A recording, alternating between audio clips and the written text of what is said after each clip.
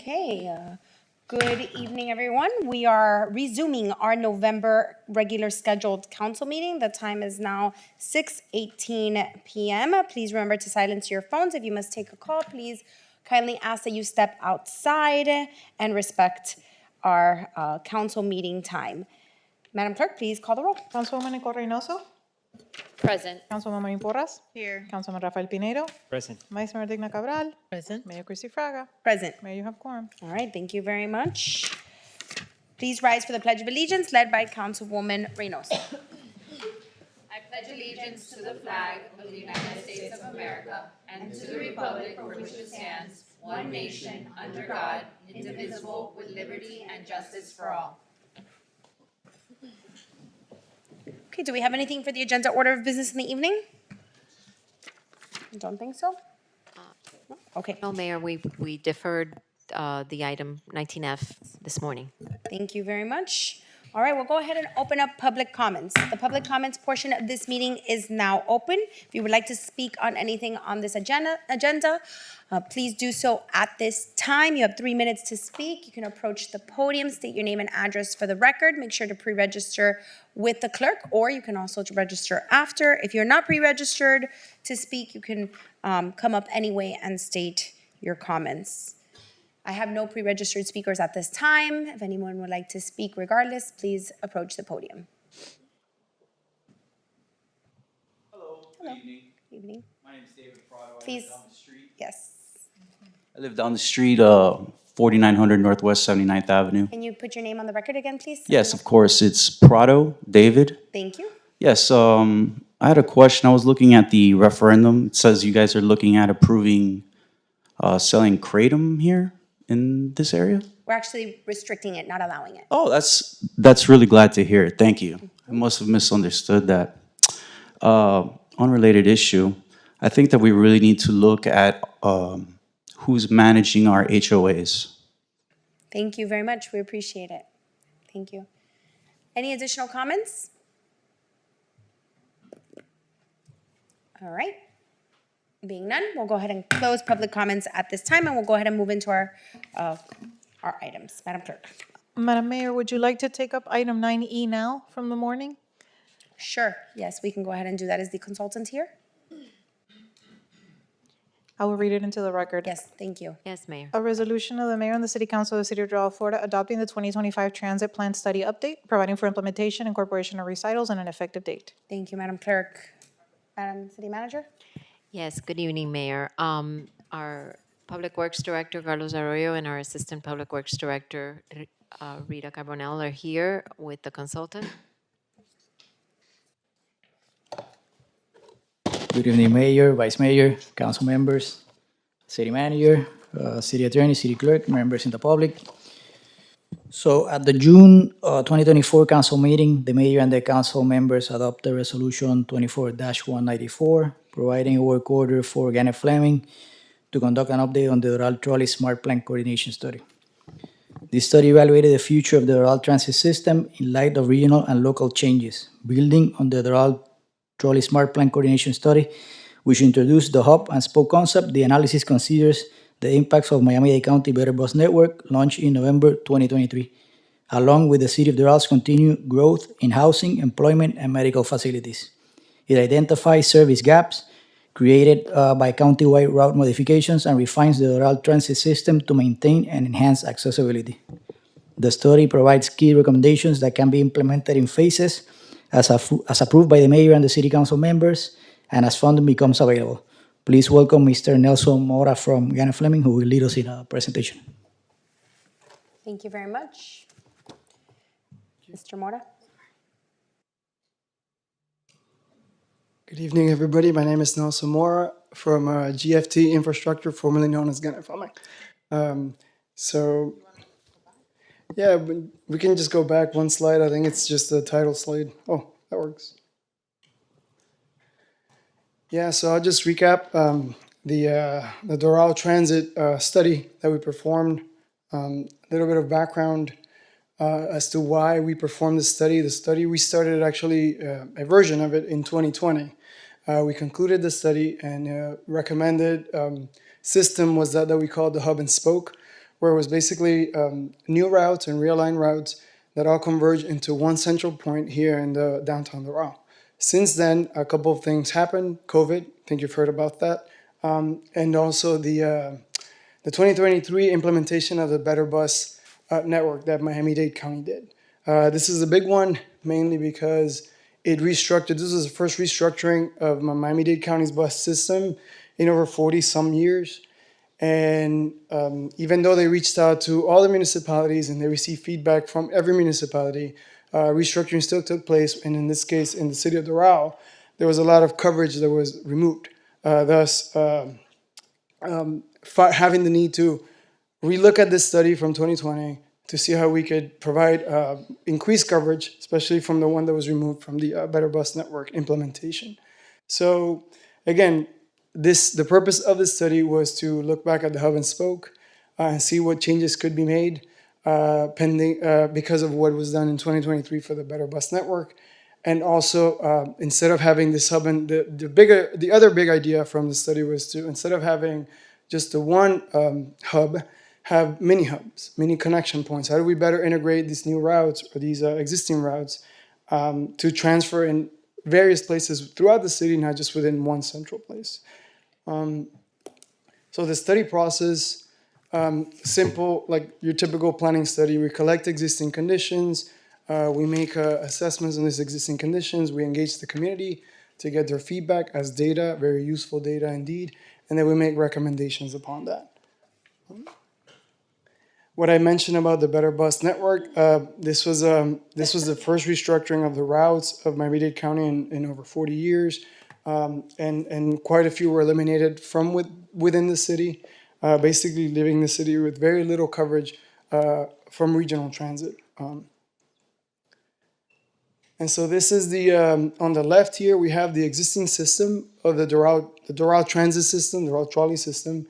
And on the right, we have the Miami-Dade Better Bus Network, what it looks like today. As you can see, only the southeast portion of the city is covered, very little, leaving the Doral trolley system to, carry a lot of that bulk when it comes to intra-city transit, intra-city. This is the existing system. Not going too much into detail, but just the four existing routes. Route 1 being the one that carries the bigger load. It tries to do a lot of things. It covers most of the city. And so hence the large headways or substantial headways, at least what is typically perceived by the riders. We have Route 2 that we're calling the Palmetto connection to the commercial area, and we have Route 3, which we're calling Palmetto to residential, providing connection for the residents to outside the city. And we have Route 4, which is the one we're connecting the students, the residential population, to the FIU campus. So that's the existing system. What we did, like I said, study the system, existing conditions, see how we can improve upon what's already there, which was pretty good to begin with. So what we have here is just GIS analysis of the transit-dependent population, what you see there in the second map. The first one is just the system overlaid with all the points of connection throughout, all the points of interest throughout the city. The second map is just where there's density of transit-dependent population, meaning the students and the elderly population. As you can see, on the northwest of the city is where the biggest density of residents are, hence the biggest density of transit-dependent population. And then the third map shows the residential areas versus the commercial areas where people live and work. As you can see, it's an even split. On the southeast, everyone works. On the northwest, everyone lives, for the most part.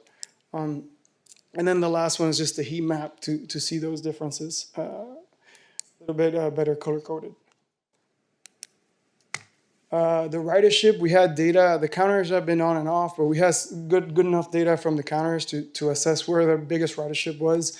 Again, it's no surprise that within this residential area is where the largest numbers were for boardings and alighting.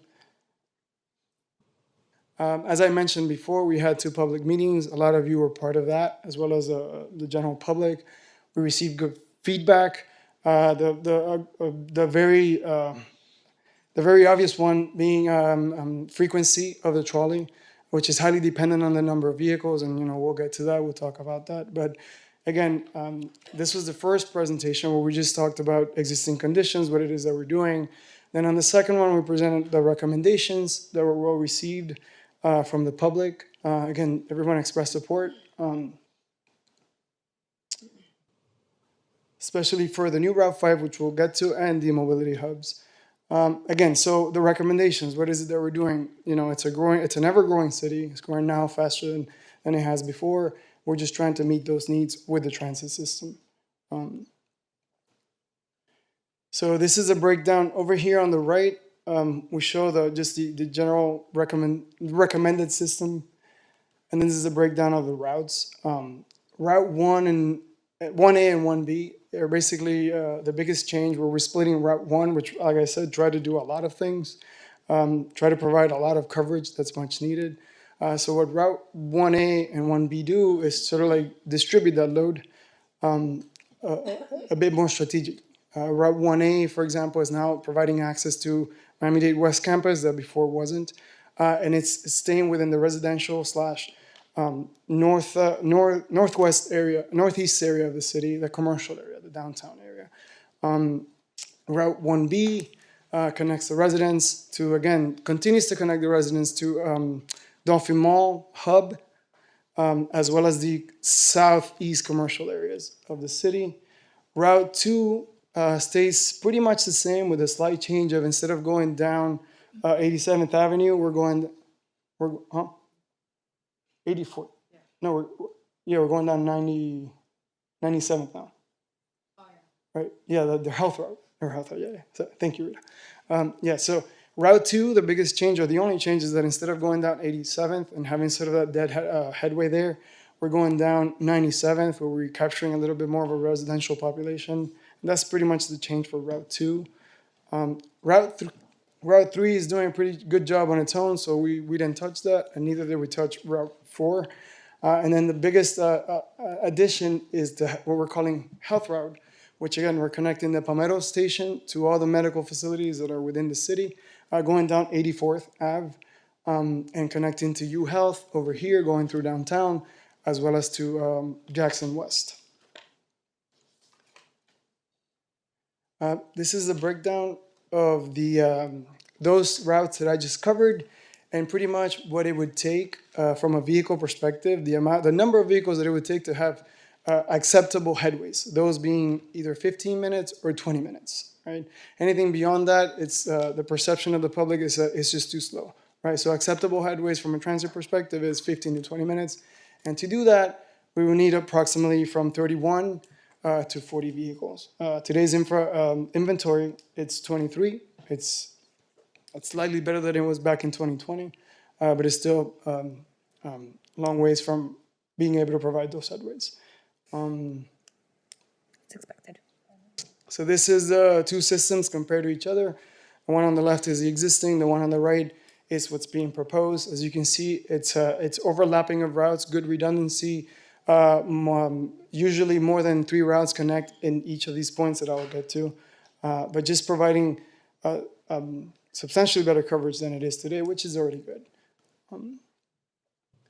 This is the hubs that I mentioned before. This is, instead of having just one central hub, which would be ideal, the 2020 study envisions something really close to City Hall, where all the routes would converge. But again, that is highly dependent on private infrastructure, private right-of-way. And given that those are seldomly available, we moved on to looking at areas that are within public right-of-way where more than just one route connects, right? At least 2 or 3 routes connect, two or three routes of the proposed connect, as well as regional routes from Miami-Dade. So over here we have 6 hubs, 4 being newly proposed, 2 already existing, which are the Dolphin Mall hub and the Palmetto Station. And again, this is the start of it. This is by no means the final amount of hubs. There could be more than these, but this is a start, at least a conceptual, tentative place where they could be located. This is what a hub or what a mini hub would look like. Just an enhanced station that provides, first of all, coverage from the elements, as well as amenities like bicycle parking, wayfinding, et cetera, et cetera. This is just conceptual renderings of where we're proposing them, downtown, Doral Central Park, and with a conceptualization of what a modern vehicle would look like.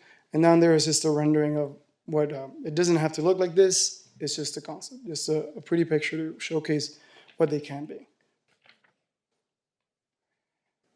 Lastly, this taps into the transportation master plan that was already adopted. This shows on the left the existing, all the existing stops within the city and their amenities, and on the right, sort of those recommendations that were made in the TMP as part of the transit element of it, where we have also enhanced amenities for a lot of the stops within the city, where the ridership was more, the rule of thumb there for recommending, for example, shelters was that a stop that had 25 or more riders a day merited a shelter. A lot of them did, a lot of them do have that, therefore they merited a shelter, and thus it was proposed. Getting into the vehicles, this is sort of the exercise that was done as part of the study. We looked at quite a few, in a two-tier approach. We looked at quite a few vehicle manufacturers, eventually landing on hometown manufacturing, mainly because it's a current provider of the city and because it does provide all the fuel sources that have been previously looked at or could be implemented as part of the new fleet. So again, this is the hometown manufacturing view model. It's pretty much the trolley, right? But it's just a modern version of it, which is what we talked about. This vehicle in particular, it's small in nature. It's not a large bus, and it still has that feel of the trolley, but it's a modern vehicle. It accommodates more people, and it definitely has a more comfortable seating than the one that we have heard a lot of feedback that we don't necessarily like, which is the bench seating. And so again, hometown manufacturing is the current provider. The view model has all these fuel sources that you can see here, and you can see the prices that are still within range. We have another model from hometown manufacturer. This one we call the urban model, and low floor, and it starts to look more like a bus, like a large bus. And again, we just, as part of the exercise, it was another one that we looked at. It has 3 different fuel sources, and the prices go up substantially. Lastly, the third candidate of that narrow list was from New Flyer, the Excelsior. I hope I'm pronouncing that right. And again, these are the models that were looked at, the prices, depending on the fuel sources. Prices are substantially high compared to the hometown manufacturing models. Again, this is just a comparison of what is and what could be, just some quick branding as to what it could look like, a more modern vehicle for which we've expressed a need before, and sort of like a comparison of what the elements would be, what the improvements would be. Lastly, the cost. This is a very, very summarized version of what's within the report, but it's essentially costing out what it would take to provide those 15 to 20 minute headways based on vehicles, and then the ridership that would that is estimated if the fleet was such. So, for example, to provide 20-minute headways needing 33 vehicles, the ridership would go from 375,000 that it is today with the current system to about 1 million. Again, these are estimates based on what's available. And then these are the capital costs. And the ranges there that you see is from the cheapest versions, which is gas or diesel, to the fully electric fleet. You can see the ranges in price there. And then the O&M costs, again, were obtained from the current O&M costs from the city, as you see on the top, and then extrapolated as to what it would cost based on industry standards. Lastly, the next steps would be, again, today's discussion, whether or not it's adopted, moving forward to agency coordination, restructuring of the routes, and eventually moving on to design and engineering of the infrastructure that it would take. Okay. And that concludes. Thank you. All right. Questions? I have some. I figured. So if we can go back to the proposed route 1B, I believe that this is the route that connects Legacy to Central, correct? Correct. So I have a concern about where the hub for Central is. Did we explore at all with the moving of Doral Central Park's main entrance to 92nd? I apologize for that because I didn't cover that part. Yes, Okay. excellent point. Yes, we first envisioned that hub or that enhanced stop within the corridor itself, the street, right? Because the regional routes connect to that. But there was talk and there was discussion to have a hub on the northwest area of the park, Correct. where there is I'm not proposing for it to be inside the park. I just think that with what we're planning with the garage and the retail and all that, that hub should be discussed or planned for either 92nd or 33rd. Understanding that 87th is a major thoroughway, but I think that you can still have a stop, but I think a hub. And more so, I think the people that are gonna use that route and the purpose of that route being so utilized is because we're gonna see a lot of our older population and the students using the connection between the two parks is extremely important. I think that it merits to discuss it being closer to the entrance, the main entrance of the park. Yeah, and I absolutely agree, and we talked about that. And again, the major reason why this one is being shown there on the major corridor is because it connects to a Yeah. regional route that's already there. So, but yeah, absolutely, we discussed having one on the northwest area of the park. Not within, it could be within the garage. It would be ideal where we'd have a transfer point. But if it's not there, it would either be on 33rd, where both routes 1A and 1B actually reach. So. And what is the headway between Legacy and Central? How many stops is there in between? I wish I knew that number off the top of my head, but I don't. And by headway, you mean what? Literally, Yeah, like what the how time? much time between them getting to, I mean, assuming there's no traffic. I don't have that data with me right now. Whatever I'd like number to I would know give you that. would be an accurate number. Yeah. I'd like to know oh, you do, Rita? You have it? So as part of this study, we're doing the alignment, and then once you get adopted, we work through the schedule. So at that time, when we do we get a trolley out of service and run the routes, then we create a schedule, and that time we'll have the actual schedule. But right now, I don't have the time for that. Yeah, because Okay. this is just more like an alignment. Got it. It's just as we move forward and adopt a plan, I want to make sure that we're adopting a plan that's meeting the needs of the current requests. I mean, I know you guys did a lot of community outreach and workshops and stuff, but sometimes things in theory are not as practical when they're put into practice. And so that's always my concern. So I definitely want to make sure we kind of look at those things. I would like to have those numbers before an adoption of understanding maybe some of the reduced headway, hopefully it creates by splitting that route. I also didn't see here anything, oh, we discussed this already, never mind. We can't include Our Lady of Guadalupe because there is no place for the trolley to stop, right? We've been looking at Lady of Guadalupe for 10 years now. I know, yes, we discussed this. We discussed that at the workshop. Right. Yeah. Yep. I remember now. Okay, so obviously this is a very ambitious plan. It requires a lot of capital because even though we have 23 vehicles, they're not on service at the same time. Go ahead, Rita. At peak, we have 16 vehicles running at a time. Running at a time, yeah. Now, what the required or suggested proposed vehicles here is with a 15 to 20 minute headway at 33 is not that all 33 would be in service at the same time either. How many do you need in service to meet that? It would be about 6. It was 6 per route, I believe. And so we've been, again, I'm not giving you the numbers off the top of my head. I wish I had them right this very second. But to obtain 15 to 20, it was 6 per route. On service at all times. On service, yes. Where we would have two That's at least. very two. ambitious. It is. Yeah. Yeah. Yeah, it's quite ambitious. Yeah. Okay.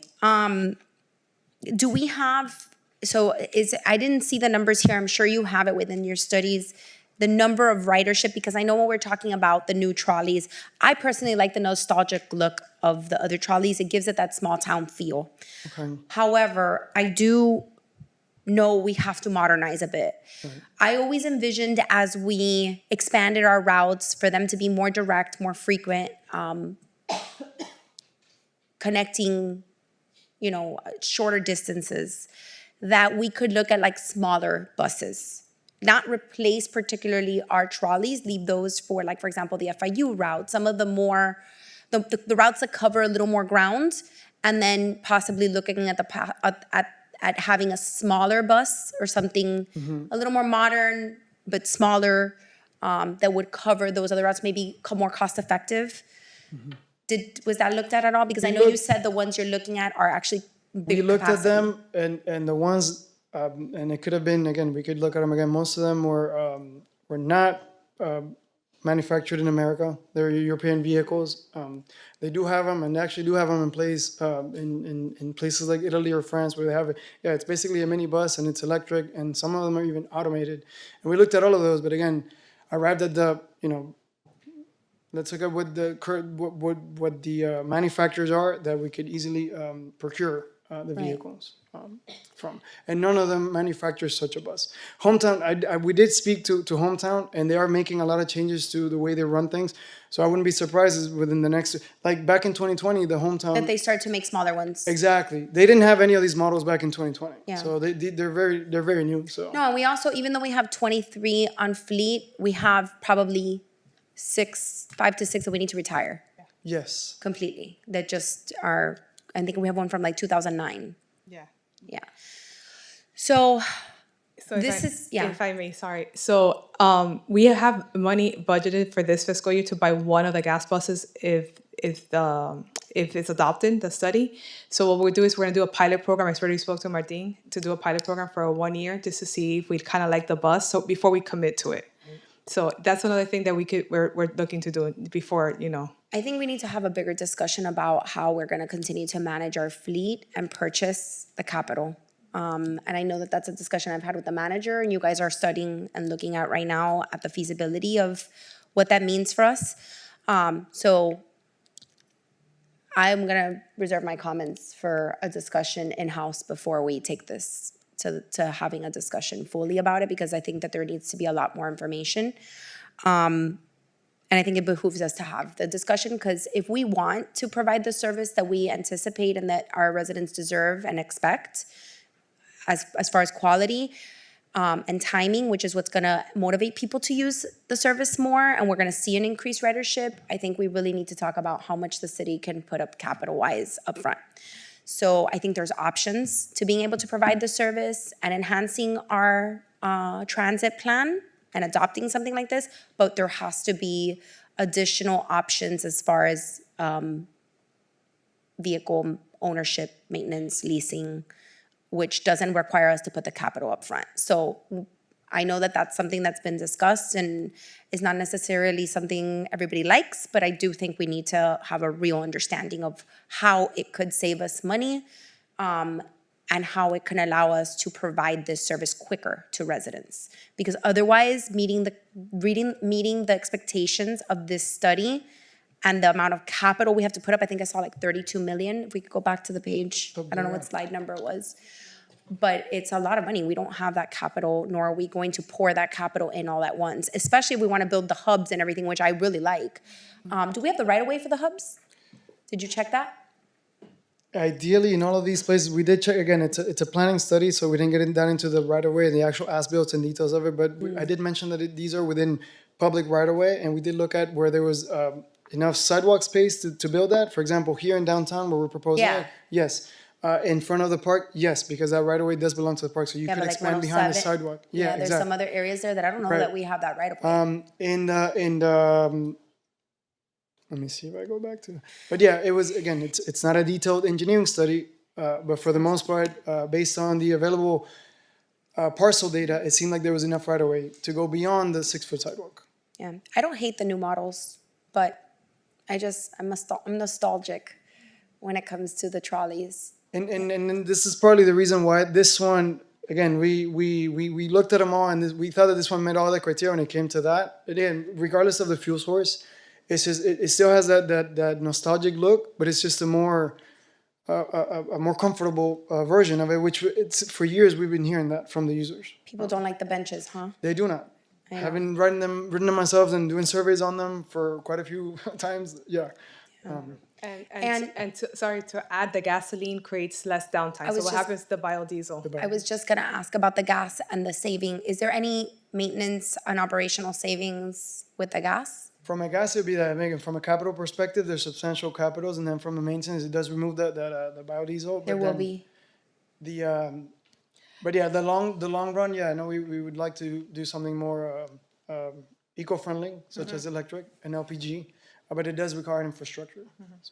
So we had a conversation with the city of Coral Gables, and we kind of emulated a lot of their technology, and they're actually buying a gas vehicle right now that's being manufactured because of the downtime, and they do their in-house maintenance themselves, and they're very Who's this? proactive. City of Coral Gables. Oh, Coral Gables. And they're very proactive in their maintenance, and they just have just the same thing that we have, the issues with the downtime. So their ridership is 12 minutes. Every 12 minutes there's headway, and the moment they don't have a schedule. So if there's no vehicle there, people are calling in. So that's why they're very on top of it. But so they're in the process of actually going to gas as well. Okay, and this enhanced plan has 2 routes that lead into the Metro Rail now, right? We only have 1 right now? We have two. No, we have we two. would have have two? 3. We We have would three. have 3 now. Oh, we'll have 3 now Yeah, that we would lead have into the 3, Metro. yeah.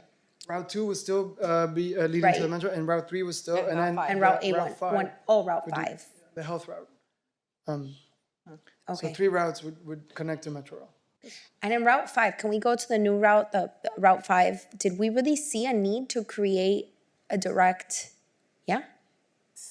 So that was part of our conversation with Codina and UHealth for them when they were building 84th Avenue to have a connection directly. Because that's when it'll be completely. Yeah. So that we could have like a direct connection into downtown Doral.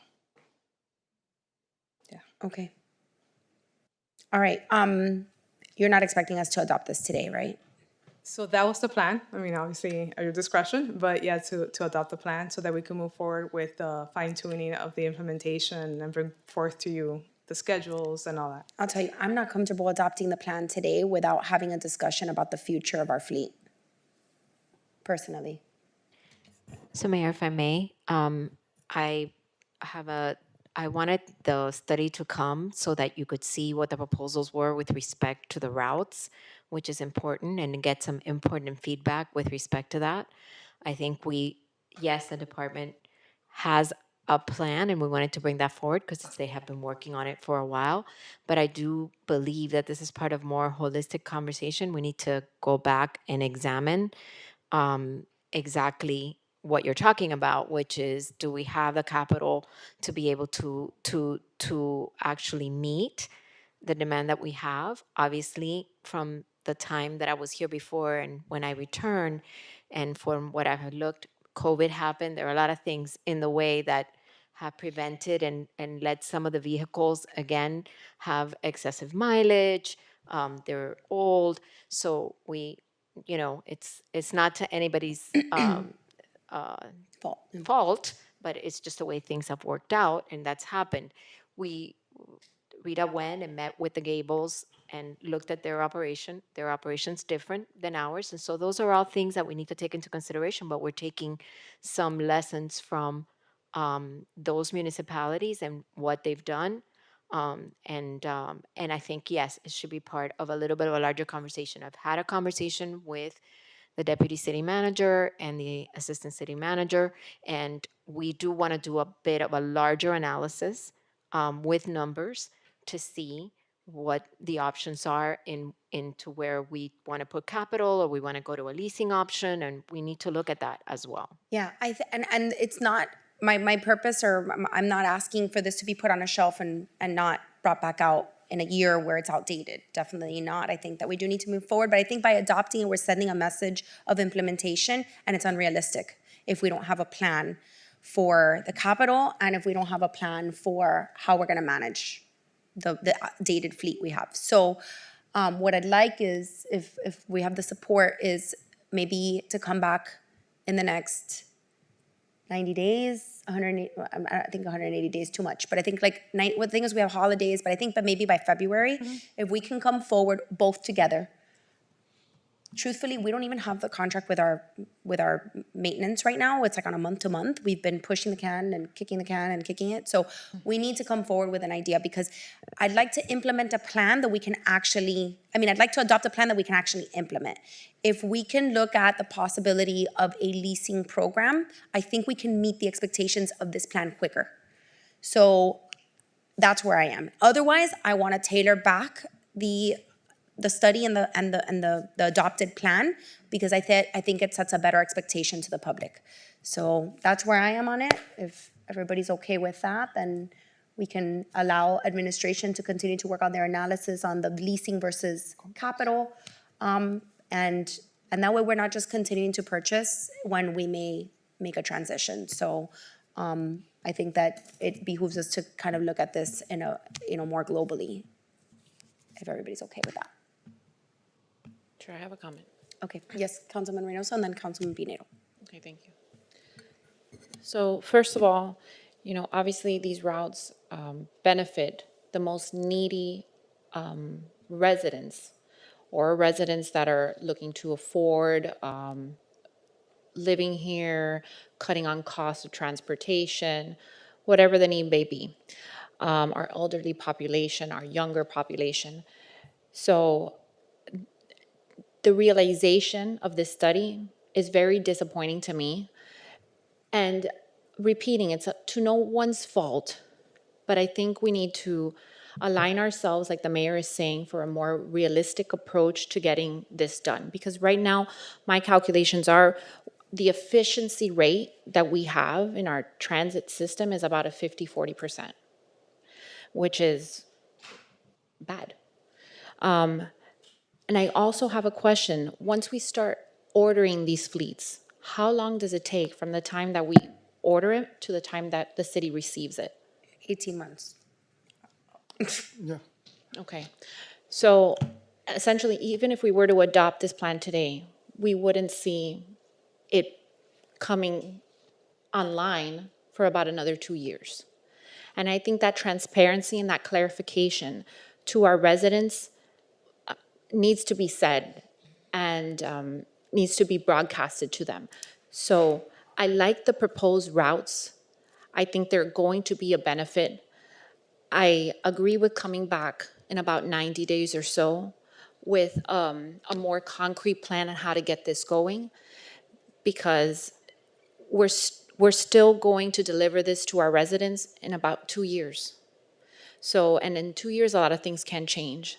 So I would like also to have a campaign kind of build into this as well, so we can get that information out to the residents so they know what to expect as well. I think transparency is key. Letting them be involved in this process is also very important. I really like the hubs too that were presented as well.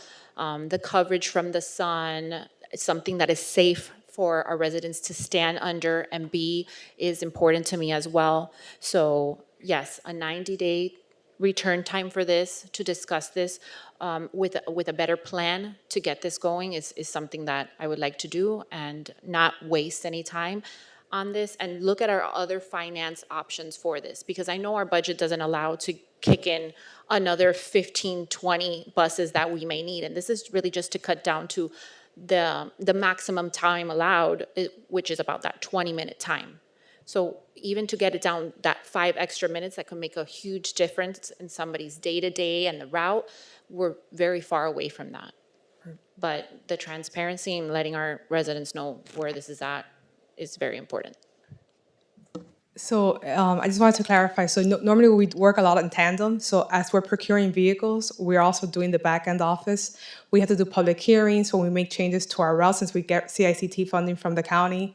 So these are things that we have to go to Board of County Commissioners. So these are the things that we do at the back end that to get ready, and then we increase our rolling stock, which is our fleet, so that we're ready to implement, hopefully, and we build that up as we're working on that schedule.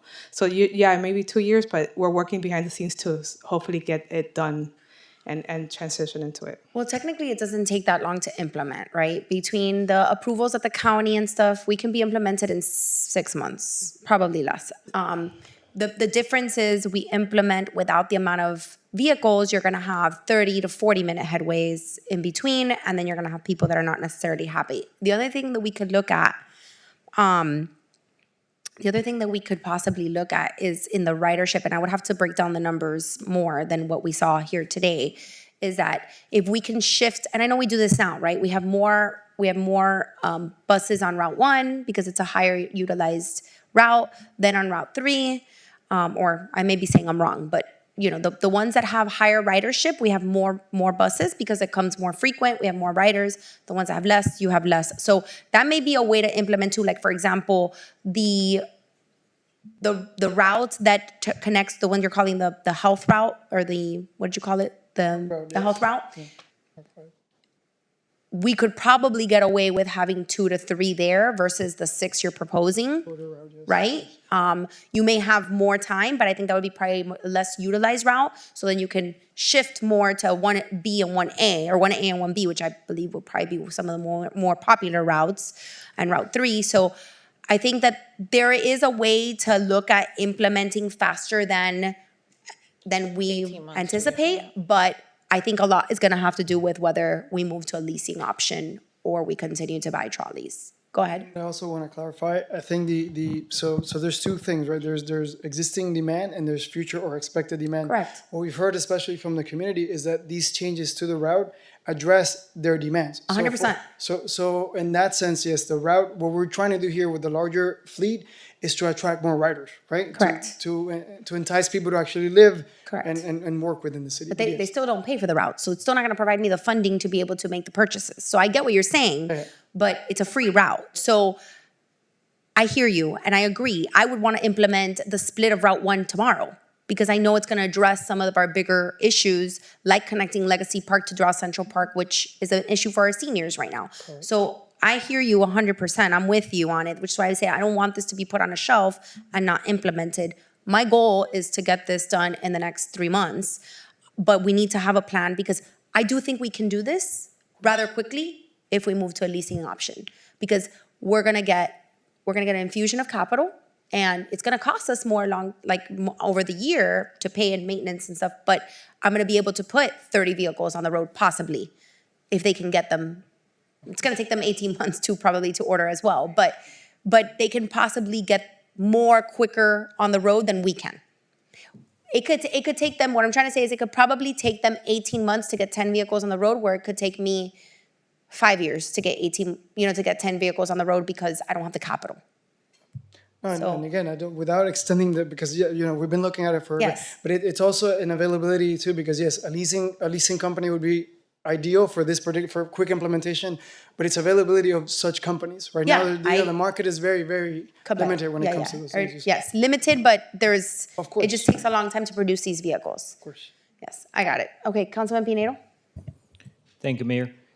I also want to, well, first of all, I want to thank you, because the fact that you're mentioning about the leasing versus the capital, I think is the right way or the route to go.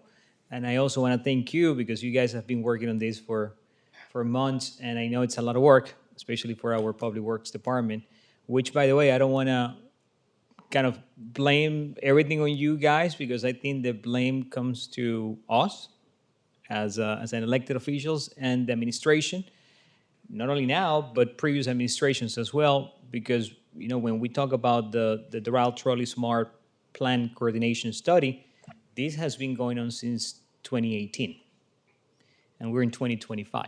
So it has been 7 years in the conversation. And our population continues to increase. Residents continue to demand, because, again, public transportation, you hear that a lot out there, that it is and should be one of our priorities, but the reality is that we haven't done anything until probably last year, when we have been very proactive about it, with the addition of new shelters, additions of vehicles. But the reality is that when it comes to the trolley and our transportation system, it has been something that for years has been kind of put it aside. and the residents are the one paying the price. Our kids, the ones that use the trolley during school hours, the people that come to work, the people that don't have a vehicle, the ones that don't have a driver license. So, and I always like to use the example that ask any relative of one of your family members to go out and spend 10 minutes in one of the shelters without, or one of the benches without a shelter at 12 o'clock in the afternoon. So it's, I mean, to be honest, doesn't represent what Doral is as a city, what we have around as a transportation system. I mean, that's my belief. I mean, it's awful when you see some of the stops, some of the shelters, some of the benches, you know, especially benches. You have areas where, most of the areas where we don't have a shelter, it is terrible because, I mean, doesn't, not even, the appearance is appealing. And again, the fact that in 2018 the conversation started, and now we're sitting 7 years later and we're still having the conversation, I think is about to move forward. And that's why I want to put a challenge not only to our great city manager, because I know she will make it happen, since we're the, as I always like to say, we're the council that makes sense and that really make things happen. And we have been doing it in the past year, especially. But we have to be proactive about it. And again, it's not you guys, I mean, you guys are doing a great job. This message is more to my colleagues and to the administration, because we really need to make an action and move forward on this. Because at the end of the day, again, population will continue to increase. We would love to talk about smart city. There's nothing smart about our stops and our transportation system. So if we really want to keep preaching that we're a smart city, we need to take on the challenge and work on our transportation system. Our trolley stops, there's nothing smart about our trolley stops, for example, when it comes to technology. So again, we have to look into the fleet. Should be part of the conversation 100%. The leasing option really makes more sense at this point if we want to see a difference in a short term. But I really would like to, you know, for this to be one of the challenges that we face in the next year or so, so that the residents are the ones that can see a benefit and a result. Because so far, again, I know it has been 7 years, and I don't want to blame it on the previous administration, the previous council, but nothing took place, and that shouldn't happen again. So I want to thank you for, it's a great study. I think it gives a lot of good insights, a lot of good recommendations, and I will certainly be ready to move forward as soon as we get the information regarding numbers, especially when it comes to the fleet, because I think that's going to be crucial moving forward, and especially the timing, because I don't want to, you know, spend another 2-3 years and still having the same conversation again. Thank you. Thank you, Councilman. Okay, any other comments? Yes, Councilwoman Porras. I have a quick question. So are we proposing to defer the item and come back after a longer conversation? I don't think we're going to defer it. I think we allow the administration, give them direction to come back in, I guess, February with a full plan, also the proposal for how we're going to manage the fleet, because we do have a lot of vehicles we need to retire, so. Are we including like the leasing option as That's well? that's what Because- we're looking at doing, is Right, coming yeah. back with an option for O&M and everything we need to do to manage the Yeah, fleet because moving I forward. know I've asked you guys about, you know, the pros of leasing versus purchasing, because I know a lot of cities lease. So I would also like to see the leasing options too. Yeah, that's what we're gonna do. One more comment. Yep, any more comments? I do, Mayor. Yes, go ahead. And I just want to thank staff. The study is excellent. I think it was super easy to understand. And staff for always doing an amazing job. I know that this is a job that you take pride in doing, and you can tell by the quality of work that you produce as a department. So I don't want to end the discussion on this item without letting you know wholeheartedly how much I do appreciate you, and I know that our residents do as well. So thank you. All right, I don't think we need a motion. I think there's enough direction to come back with a full discussion on this, and we'll work on that. So thank you guys also, and thank you to the consultants. I did participate in many of the workshops. You guys did a great job at listening to everybody, all of you. The you, guys. department, everybody did a great job. So we're gonna move forward sooner than you think. Thank you. All right, we'll move into the first reading items. Madam Clerk, please swear in the Public witnesses. hearings, yeah. If you are presenting testimony in any of the public hearing items, please stand up, raise your right hand, and repeat after me. I do solemnly swear that the information that I'm about to present shall be the truth and nothing but the truth. Thank you. First item 19A, ordinance number 2025-42, certified recovery residences. An ordinance of the mayor and the city council of the city of Doral, Florida, amending chapter 74, miscellaneous and supplementary regulations of the city's code of ordinances, creating article 19, certified recovery residences, to establish procedures for the review and approval of certified recovery residences, providing for incorporation into the code, severability, conflicts, and an effective date. All right. I'm going to go ahead and open up the public comments for this item. Public comments is now open for first reading of 19A 25-6400. Anyone who would like to speak, please approach the podium. Being none, public comments is now closed, and I believe we will hear from the Planning and Zoning Department.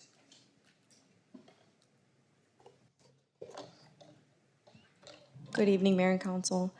The ordinance before you this evening is to provide the city with compliance for a Senate bill that was adopted during the last legislative session, referred to as Senate Bill 954, which has been codified by your legislature. The Senate bill essentially requires municipalities to adopt local ordinances for recovery residences, which are residential dwelling units or other form of group housing that provides peer-supported, alcohol-free, and drug-free living environments. And they have programming for rehabilitation. They are certified under regulations prior to January 1st, 2026, establishing procedures for review and approval of certified recovery residences. It also provides a process for reasonable accommodations from local land use regulations and our comp plan.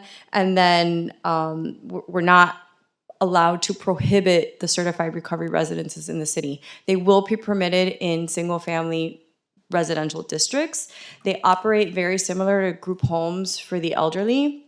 So they still need to function similar to a single-family residential home. You can't have more than, I think, 5 or 6 occupants, and it's not supposed to impact the immediate surrounding area.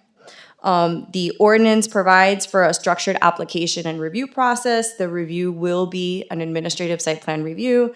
There are timeframes that are codified pursuant to the ordinance. We have to review the application and within 60 days determine whether the request can be approved or denied.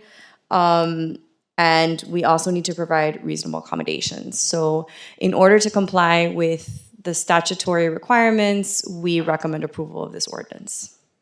Okay. Any questions from the body? Motion. Okay, motion to approve by Councilwoman Reynoso. Second by Vice Mayor Cabral. No additional questions. Madam Clerk, please call the roll. Motion to approve ordinance number 2025-42 on first reading made by Councilwoman Reynoso, seconded by Vice Mayor Cabral. Councilwoman Reynoso? Yes. Vice Mayor Cabral? Yes. Councilwoman Porras? Yes. Councilman Pinedo? Yes. Mayor Fraga? Yes. Motion passes. All right, thank you, Michelle. Item 19B, ordinance number 2025-43, amending Chapter 44, Traffic and Vehicles Parking. An ordinance of the mayor and the city council of the city of Doral, Florida, amending Chapter 44, Traffic and Vehicles of the city's code of ordinances to establish a uniform monthly on-street parking permit system, providing for permit eligibility based on parking zones, providing for consistency, fairness, and administrative efficiency, providing for stability, incorporation to the code, and an effective date. All right, so I'm going to go ahead and open up the public comments for this item. Public comments is now open. Anyone who'd like to speak, please approach the podium. It's item 19B. Being none, public comments now closed, and we will turn it over to Public Works. Hi, Rita. Good evening, everyone, again. With me, I have Jose Leon, who's with our Public Works Department. He's our Parking Operations Supervisor, who's going to present the item before you. Thank you very much. Good evening, Mayor, Council, City Manager's Office, fellow colleagues. So tonight, I'll present 2 amendments to the current parking ordinance. First, we're proposing to create a uniform parking program by eliminating the existing $25 annual residential permits. And then secondly, to amend an amendment that allows the Public Works Department to establish parameters based for eligibility for these parking permits. Currently, any Doral resident can apply for a parking permit, and we want to set kind of boundaries once we bring future inventory online. So right now, we also so the one we want to eliminate is the $25 annual permits. They're just not sustainable. And bringing future inventory, our parking expenses would go up mostly on the labor. So if you guys have any questions for me. No, I checked the ordinance. Anybody have any questions? It's just implementing the additional parking passes and the permits and stuff. Correct. Yes. Any questions? Motion. Okay, motion to approve by Councilwoman Reynoso, Second. second by Vice Mayor Cabral. There's no additional questions. Madam Clerk, please call the roll. Motion to approve ordinance number 2025-43 on first reading made by Councilman Reynoso, seconded by Vice Mayor Cabral. Councilman Reynoso. Yes. Vice Mayor Cabral. Yes. Councilman Pinedo. Yes. Councilman Porras. Yes. Mayor Fraga. Yes. Motion passes. All right, thank you very much, guys, for implementing that. All right, we'll move on to the next item. Next item, 19C, ordinance number 2025-44, Calvin Creighton Establishments. An ordinance of the Mayor and City Council of the City of Doral, Florida, amending Chapter 74, miscellaneous and supplementary regulations of the City of Doral Land Development Code to create Section 74-171, Calvin Creighton Establishments, establishing definitions, distance requirements, and other regulations governing establishments engaged in the sale or on-site consumption of Calvin Creighton products, providing for incorporation into the code, severability, conflicts, and an effective date. All right, I'm going to go ahead and open up the public comments. Public comments is now open for item 19C or 25-6413.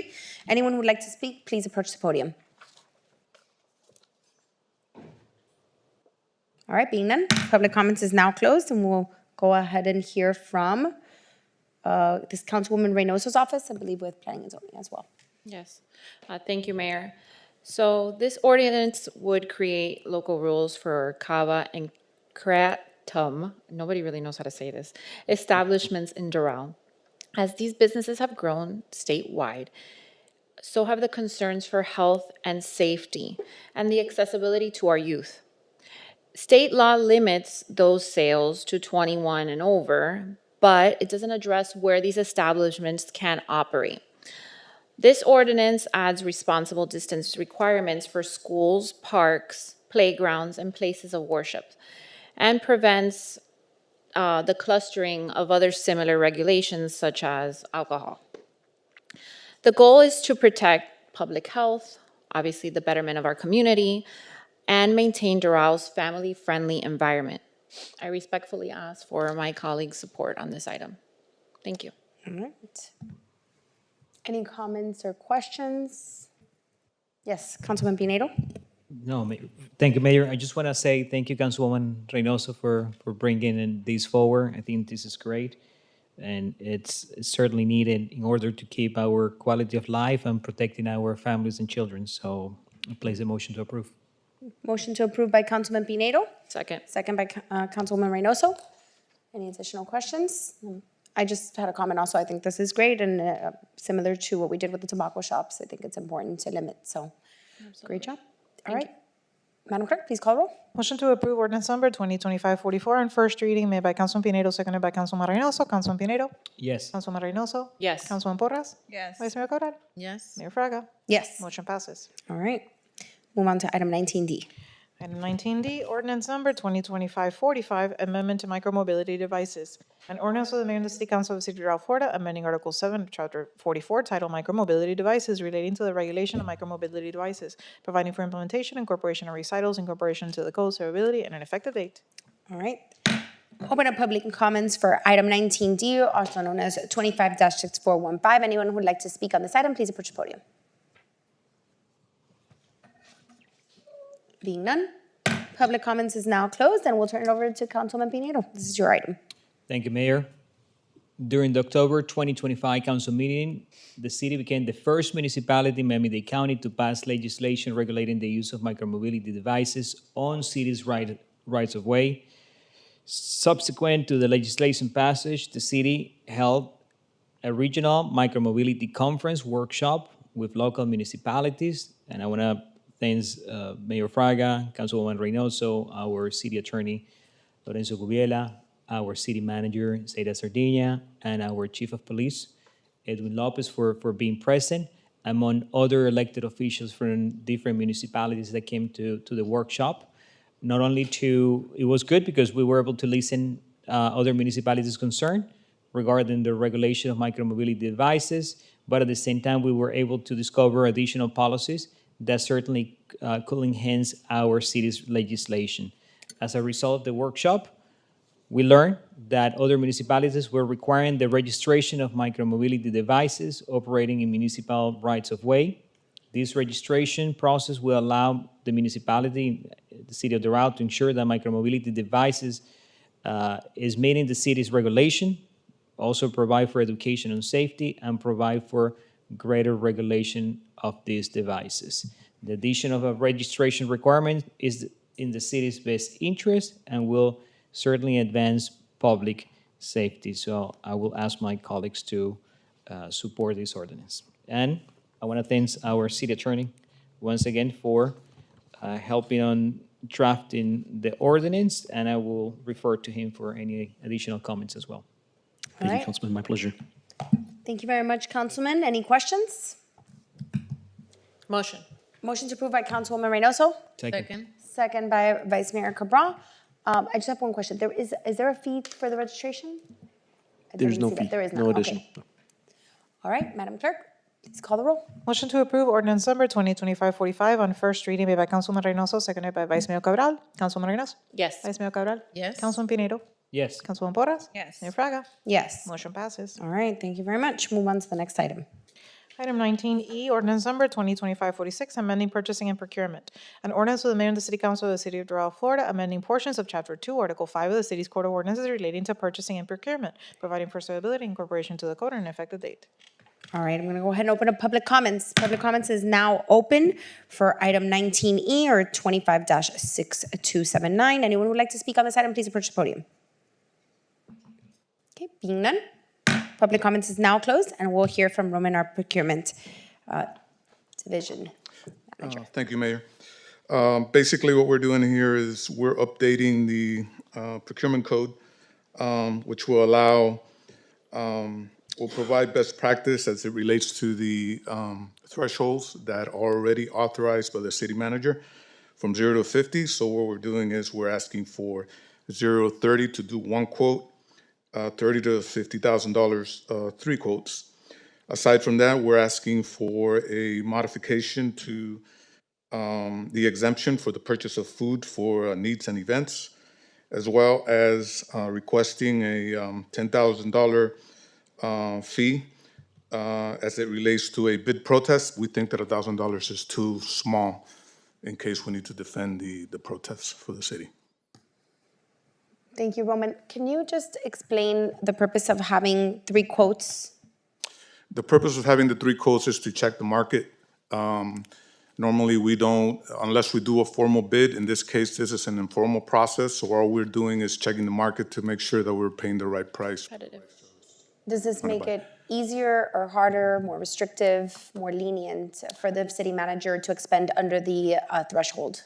No, I think it's more expediency, at least for the department level, for us to be able to check those quotes and make sure that we're paying the right price. For But the right right now, we service. have no requirement. No, right now, we're going from 0 to 50. There's really no methodology. So this basically creates more, Transparency. right, transparency, more guardrails, makes it a little stricter to make sure that we're not just going with any vendor, but we're providing 3 quotes to make sure that it's market rate. Correct. Okay, and then the reason for moving from $1,000 to $10,000 for the bid protest, you explained it to me. I just want it for the sake of the public to understand why we are increasing that rate. Right, and this is something probably our city attorney can explain, but it does take a lot of money when you're defending bid protests. His time, the time of the administrators that are going to be involved. You want to go ahead and. So the amount to make it equitable, Mayor, is either 10% or 1% of the value, whichever is lower. Right. So if it's $1,000 contract, we're not going to charge $10,000 Right. for you to do a bid protest.